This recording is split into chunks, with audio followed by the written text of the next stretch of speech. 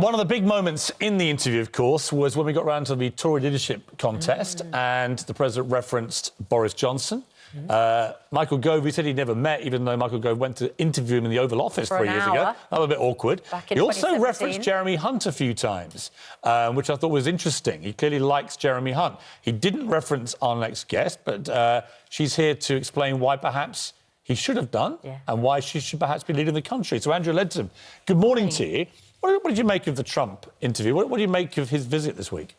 Well, he is the President of the United States. He's the democratically elected leader of the free world and so deserves our respect. I'm absolutely a fan of the state visit and I would have loved him to come and talk to Parliament, but unfortunately that wasn't... He didn't ref you in my thing. I mean, there's no particular reason why he would. You're probably not quite on his radar as some of the others are, because he knows them personally.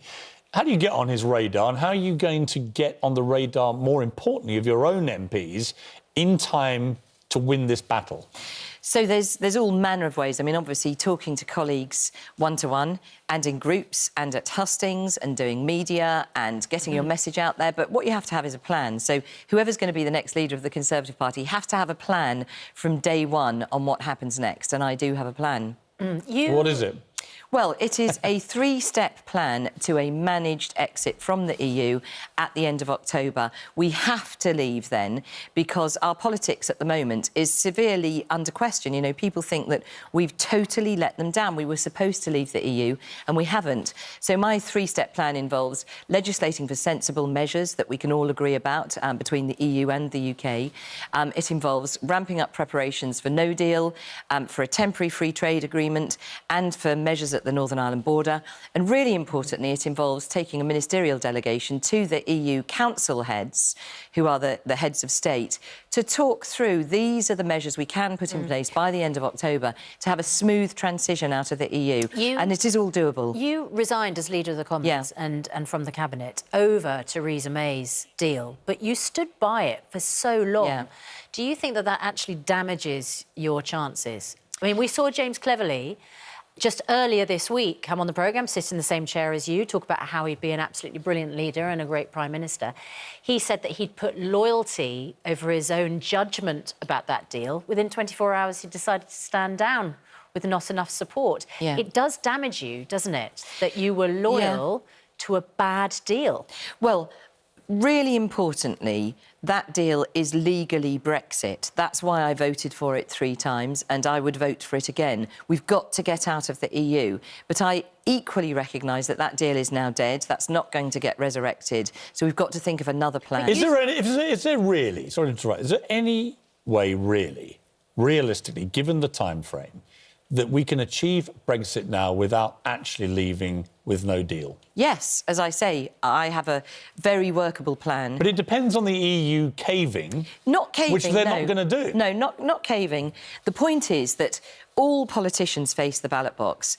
Once it's absolutely established that we're leaving at the end of October, I think that's been the fundamental problem so far, is that nobody believed that we would actually leave without a deal. Once you set out that we will not have an extension, and it's very clear the EU do not wish to give us an extension anyway, then people, instead of thinking, right, what's the best we can get, they start actually turning their attention to what sort of things could we put in place that would be relatively easy to bank and relatively uncontroversial with MPs here, with politicians in Europe, and that's when people will start to look very positively at the measures we can put in place. Once we're out, we may have to then go into trade negotiations, or we will go into trade negotiations with President Trump. And he said 2 really interesting things yesterday. Firstly, at the press conference, he said that even the NHS, the jewel in our crown, would be up for grabs in trade negotiations. Now, within 30 minutes, he'd sat down with Piers, and when Piers asked him about that, he said, no, absolutely not. Let's just have a listen to him. No leader, it seems to me, would allow Britain to effectively sell the NHS as part of a trade deal. Would you, as the American president, see that as a deal breaker if none of the NHS was on the table? I don't see it being on the table. Somebody asked me a question today, and I say everything's up for negotiation, because everything is, but I don't see that being... That's something that I would not consider part of trade. That's not trade. Now, one of your rivals is the Health Secretary, Matt Hancock, and he immediately tweeted after the press conference, "Not on my watch. The NHS is not up for negotiation." Do you believe President Trump now when he says it won't be part of the talks, or do you believe him in the press conference when he says, yes, American business can get their hands on the NHS? So the really important thing here is that whole discussion misunderstands how a free trade deal works.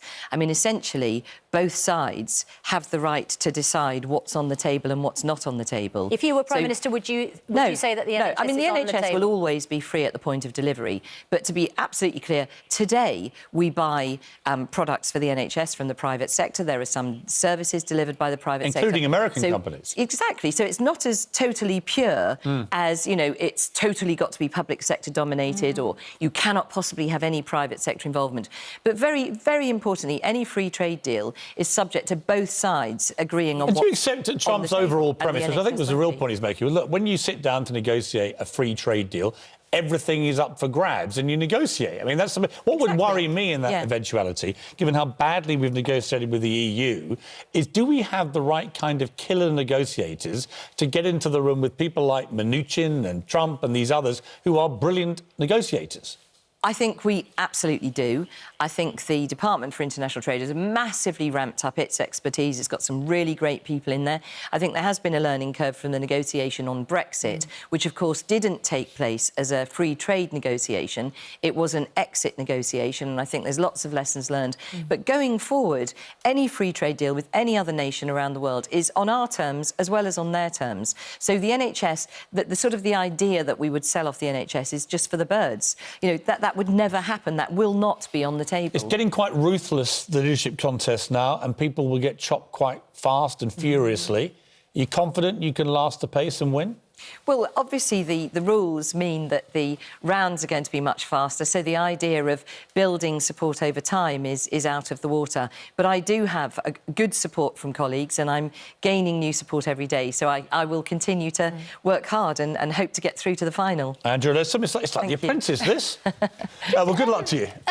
Good luck to all the contestants. Are you trying to sweeten journalists up? Well, I just do have a huge apology to make to you personally, Susanna, because... I think we should explain why. This is what you did last time. And as I say, I think we will... Well, I know that the markets... Yes, but the fact actually is, Samantha, that if you Susanna, were going... Susanna, sorry. Easy mistake to make, yeah. If we were actually looking at the prospects now... Do you know what? I've been calling her Samantha ever since. Well, anyway, we have got a little cake for you. I was mortified. So, Susanna, there we are. A little gift Vote from me. for Andrea Leadsom.